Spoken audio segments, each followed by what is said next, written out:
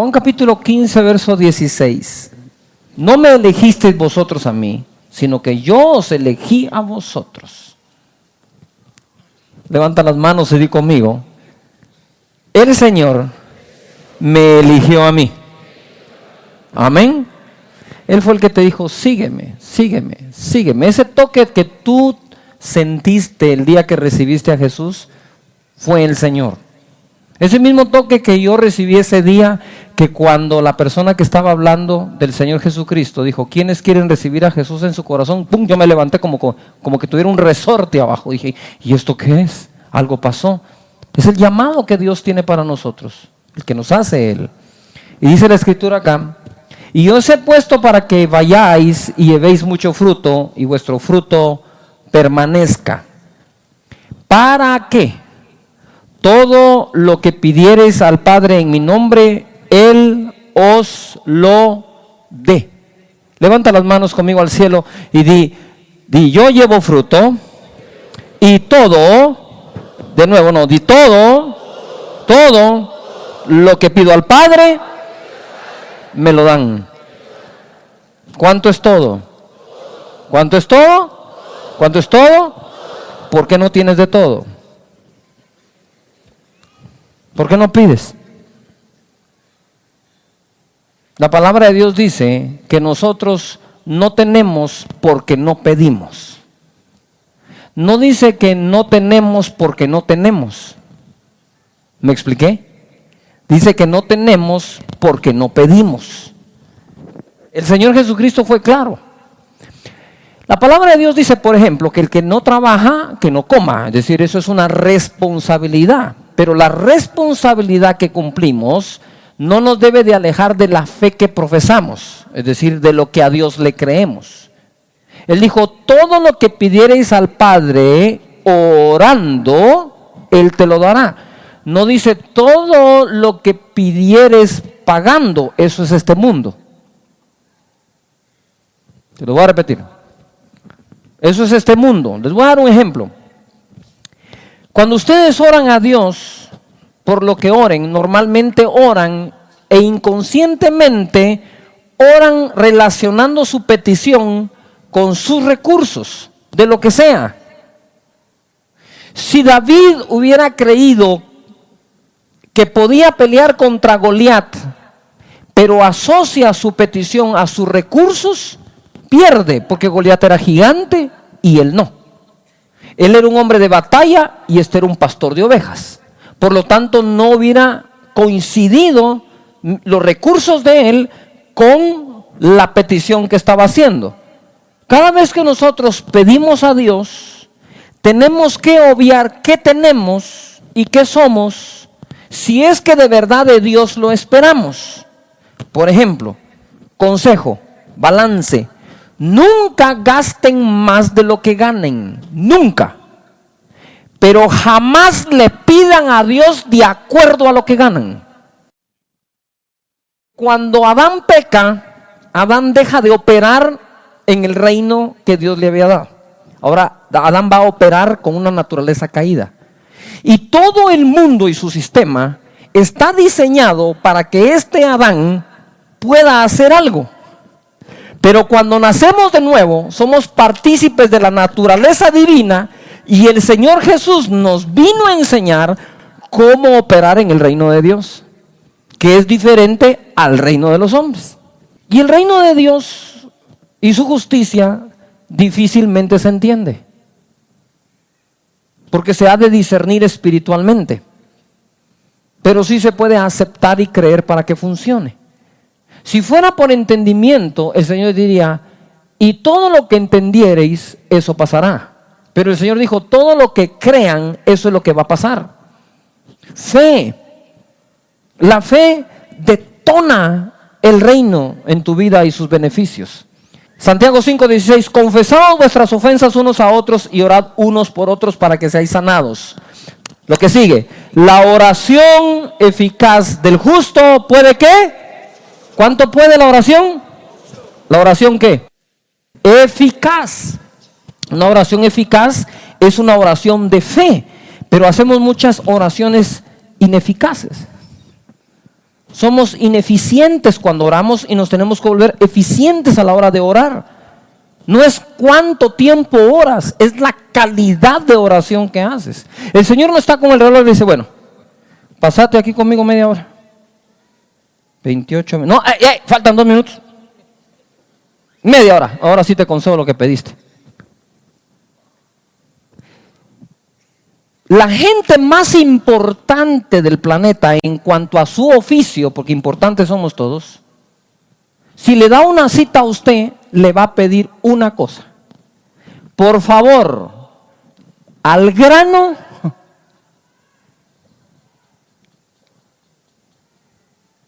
y rápido. ¿Por qué? Porque no necesita usted pasarse una hora hablando con alguien porque no la tiene. Dios tiene todas las horas que quiera para que usted tenga comunión con Él. Pero Él no necesita horas para contestar tu oración. ¿Me estoy explicando? ¿Usted se imagina si Pedro, cuando se hundió, se hundió en el agua, hubiera tenido un formato de una oración basada en tiempo? Tiene que ser media hora para que funcione. Estaría debajo del mar. Él se hubiera ahogado. Él solo dijo, ¡socorro! No hubo tiempo de nada más. Y el Señor lo salvó. Entonces, ojo acá. Porque la oración eficaz del justo puede ¿qué? Pero para que no equivoquemos quién es el justo, el versículo 17 dice, Elías era hombre sujeto a pasiones semejantes a las nuestras. Ponga atención, no dice Elías era sujeto a pasiones de hombre, no. Semejantes a las ¿qué? ¿A las qué? Y oró fervientemente para que no lloviese, y no llovió sobre la tierra por 3 años y 6 meses. Y otra vez oró y el cielo dio lluvia y la tierra produjo su fruto. Elías era sujeto ¿a qué? A pasiones. Sin embargo, ¿qué hizo? Orar. Ahora bien, usted tiene sus pasiones y no ora. Y estamos aliviados. Cuando dice pasiones no se refería a que, a que estaba con otra mujer o que no, que tenía un suarén por ahí. No. Las pasiones de Elías él tenía muchos altibajos en sus emociones. Usted sabe identificar en algún área con él, como yo. Elías era de los que un día estaba tan envalentonado que decía 800 profetas, ahorita nos tronamos aquí la onda con esos 800. ¿Dónde están? ¿Quién dijo miedo detrás de un palo? Y peleó contra 800. Al otro día le mandó un WhatsApp a una vieja llamada Jezabel, manipuladora. Y Jezabel le dijo, mañana se hace contigo como estos. Y ¡zum! Se hizo humo aquel. Se fue a esconder. Y oró, ¿qué dice acá? Fervientemente. Era un hombre sujeto a pasiones. ¿Como qué? ¿Como las qué? Como las nuestras. En otras palabras, tú eres igual que Elías. Lo que no haces es orar como oraba Elías.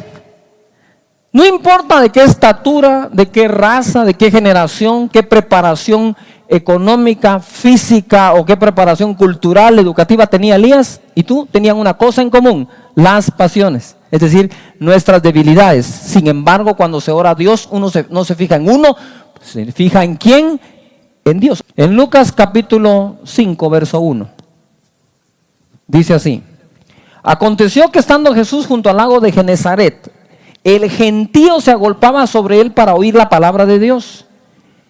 Y vio 2 barcas que estaban cerca de la orilla del lago, y los pescadores, habiendo descendido de ellas, lavaban sus redes. Y vio 2 barcas que estaban cerca de la orilla del lago, y los pescadores, habiendo descendido de ellas, lavaban sus redes. Y entrando en una de aquellas barcas, la cual era de Simón, le rogó que le apartase de tierra un poco, y sentándose enseñaba desde la barca a la multitud. Diga conmigo fuerte: enseñaba.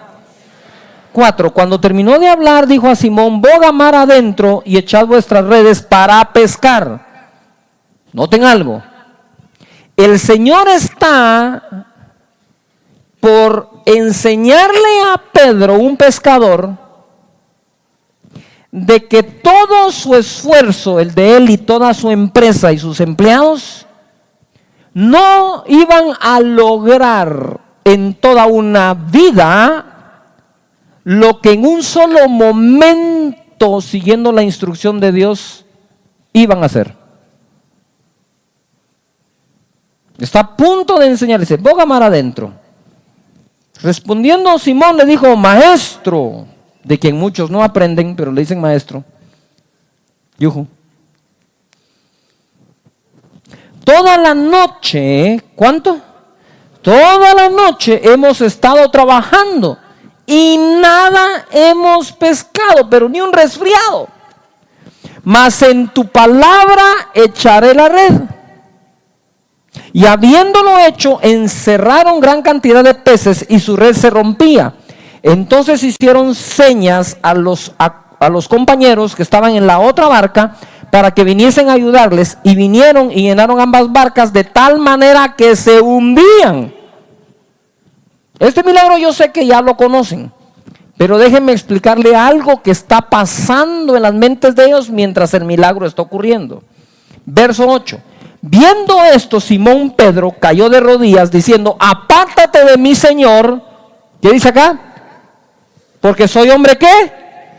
Pecador. No, eso no es nuevo. Elías era igual.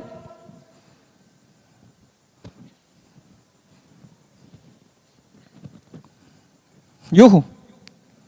Apártate de mí que soy hombre pecador. Él no está diciendo que andaba en pecados.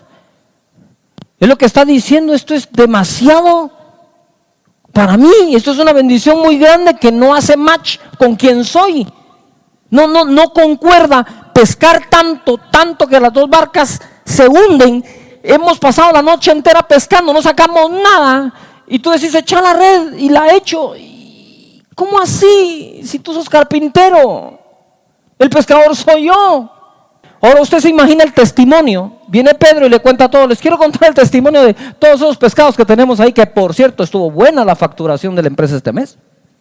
Nos fue muy bien. Pescamos mucho. Eso fue un milagro económico realmente. Si tú supieras que en una sola noche Dios te puede proveer para el presupuesto de todo el año por el cual te has estado matando todo el tiempo.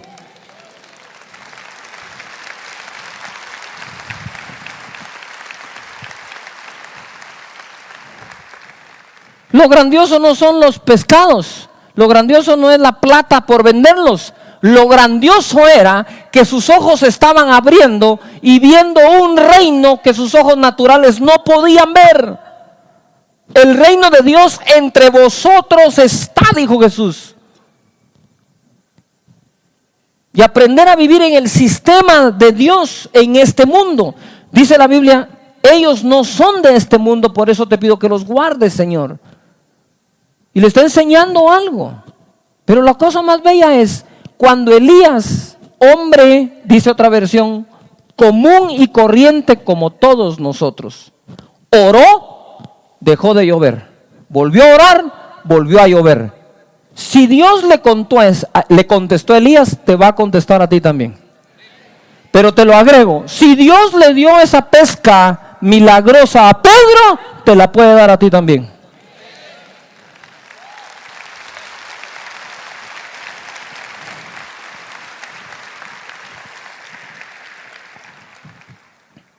Guarda, porque mi espíritu está oyendo unas voces que dicen, es que,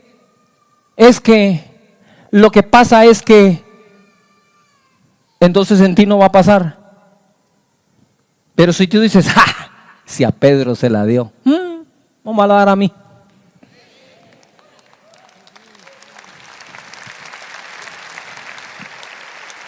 Ahora en este mismo segundo es que estás provocando algo sobrenatural en tu vida. Y creo en hacer todo lo natural que hay que hacer. Si alguien trabaja, es su servidor. Pero yo quisiera que comprendan ustedes que cuando nacieron de nuevo, su espíritu nació de nuevo, se comunica con el Señor. Y ahora tenemos este pequeño, gran problema que es la mejor bendición de todas. Pero es un problema para las mentes de algunos. Tú naces de nuevo y ahora tienes enfrente como padre al Dios creador del universo.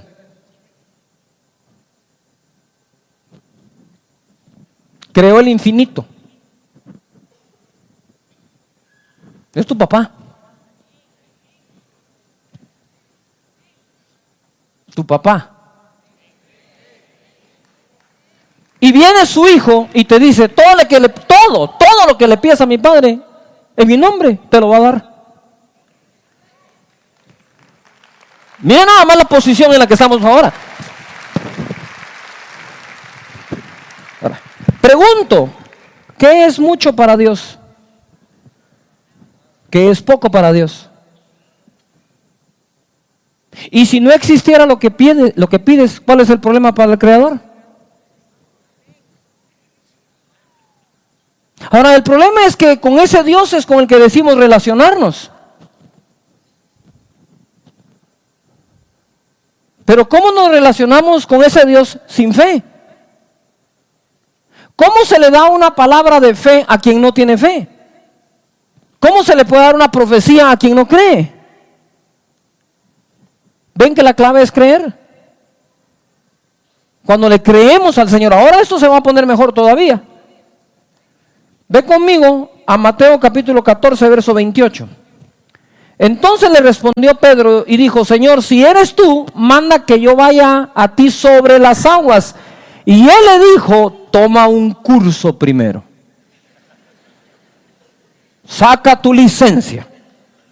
Cómprate un buen bote y te enseño a caminar sobre el agua. No, cuando él le dijo, hey, si eres tú, manda que yo vaya. Y Jesús por adentro dijo, este no sabe ni lo que está pidiendo.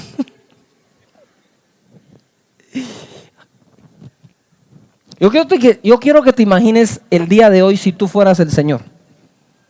Y Pedro te dice, si eres tú, manda que yo vaya sobre el agua. ¿Para qué quieres vos caminar sobre el agua? ¿Vos crees que es necesario? Solo te vas a mostrar aquí a todos, exhibicionista.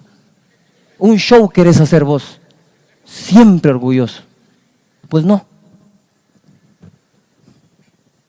Jesús, cuando oyó que uno de los discípulos ya se atrevía a pedir semejante cosa, le dijo, para luego es tarde, ya, ven. No hizo más, solo le dijo, ven. Pedro estaba empezando a aprender a cómo funcionar con la palabra de Dios. En tu palabra, échale a red. Si tú lo dices, yo voy camino. Lo que de tu boca salga, eso se cumple. Eso es la escuela en la que estaba Pedro metido con Jesucristo.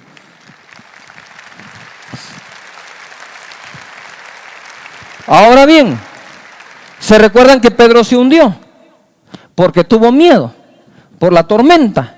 Pero yo pienso que el problema fue aún más profundo. ¿Sí? El problema que yo veo es cuando vio la fuerte tormenta, se cuestionó si lo que estaba haciendo basado en la palabra funcionaría siempre. Voy a repetir. Creo que cuestionó si lo que estaba haciendo basado en la palabra iba a funcionar siempre. Y ese es tu problema. Que cuando el Señor está haciendo algo por su palabra, te está funcionando y luego te cambian un poco las reglas del juego, te preguntas si va a seguir funcionando. Mateo capítulo 17, ya los llevé por Pedro. Este Pedro estaba duro en la cabeza, pero Dios lo arregló. Mateo capítulo 17, verso 24. Cuando llegaron a Capernaum, vinieron a Pedro los que cobraban las 2 dracmas o monedas de impuestos y le dijeron, ¿vuestro maestro no paga las 2 dracmas? Él dijo, sí. Y al entrar él en casa, Jesús le habló primero, diciendo, ¿qué te parece, Simón? Los reyes de esta tierra, ¿de quiénes cobran los tributos o los impuestos? ¿De sus hijos o de los extraños? Pedro le respondió, de los extraños. Jesús le dijo, luego los hijos están exentos. 27, pon atención. Sin embargo, para no ofenderles, ve al mar y búscate un buen trabajo. Ahorra todos los meses y paga tus impuestos. Llámate a tu contador, a tu auditor. No, le dijo, ve al mar y echa el anzuelo. Y el primer pez que saques, tómalo, y al abrirle la boca hallarás un estatero, es una moneda. Tómalo y dáselo por ti y por mí. Págalos. ¿Qué? ¿Qué? Tú solo ve.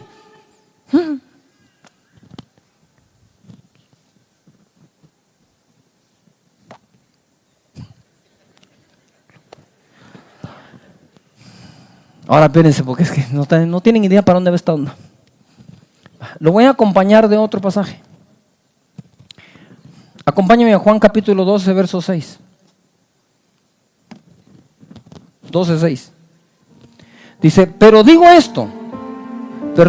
¿Se recuerdan cuando una mujer quebró un alabastro de perfume de mucho precio y lo derramó sobre Jesús? ¿Se recuerdan de eso?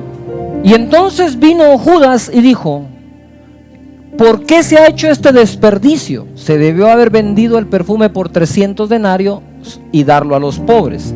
Entonces en el verso 6 de Lucas 12 dice, pero dijo esto no porque se cuidara de los pobres, sino porque era ladrón. ¿Qué era Judas? A ver, todo el mundo fuerte, ¿qué era Judas? Era ladrón. Y teniendo la bolsa o la tesorería, sustraía de lo que se echaba en ella. Jesús tenía que enseñarles a ellos cómo usar eso, pero también tenía que enseñarles cuando allí no hubiera suficiente, qué iban a hacer. Tenemos que ser buenos administradores de los recursos, como así también tenemos que creerle a Dios por los que no tenemos. Entonces noten lo siguiente, porque esto se pone glorioso. Jesús le dice a Pedro, voy a dejar el caso de Pedro por un momento. Está Jesús enseñando en el monte, y llega el momento en que se alargó el día, y llegan los discípulos y le dicen, hey Señor, despide la multitud que ya es tarde y tienen necesidad de comer. Y Jesús le dice, ¿por qué no les dan ustedes de comer? Y aquellos dijeron, ay, se arruinó, el culto va a seguir. No hay manera que lo convenzamos de que termine ya.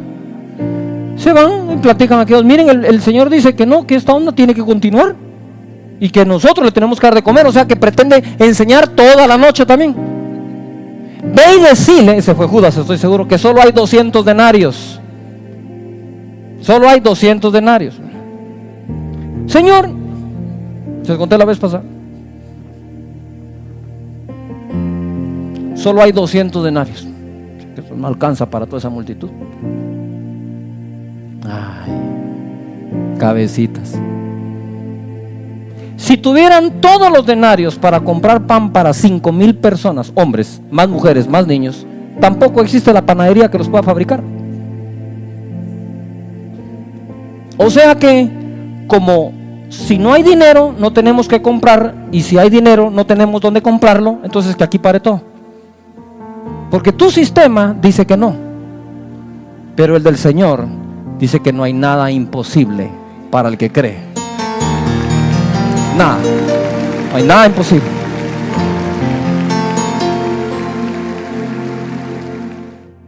El Señor le estaba enseñando a Pedro que para todo lo que venía en el futuro, él tenía que aprender otro sistema.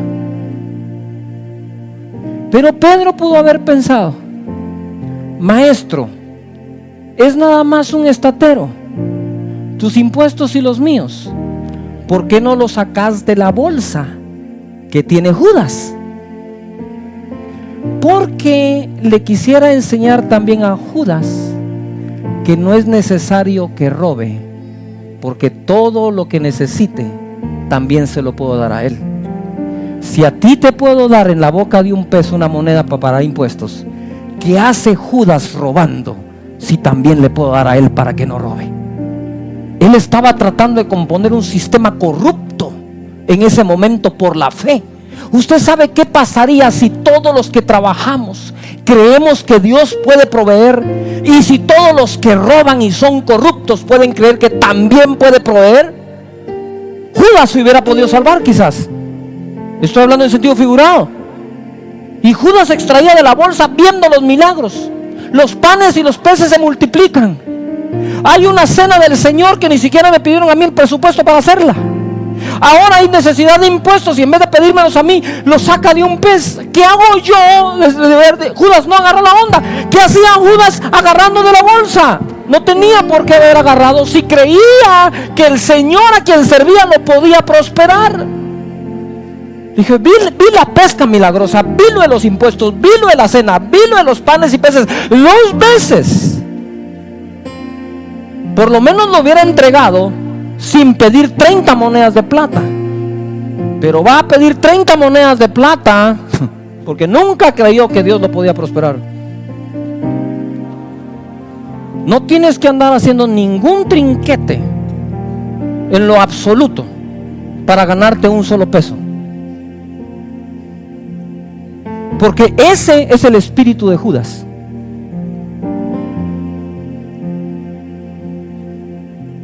Que en su propio sistema manejó su propia economía. Si tienes por Señor a Jesús, que es capaz de una pesca milagrosa, capaz de sacar la moneda de la boca de un pez, capaz de multiplicar los panes y los peces, no tienes por qué hacer eso. ¿Ya se dieron cuenta cuánto milagro hizo Jesús sin tocar la bolsa? ¿A quién estaba dirigido el mensaje? Estaba tratando de salvar a Judas. Y así es el amor del Señor. Estaba tratando de darle un mensaje a Judas. Sí, Judas, no te das cuenta, hijo, que no necesitas meter la mano ahí para tener.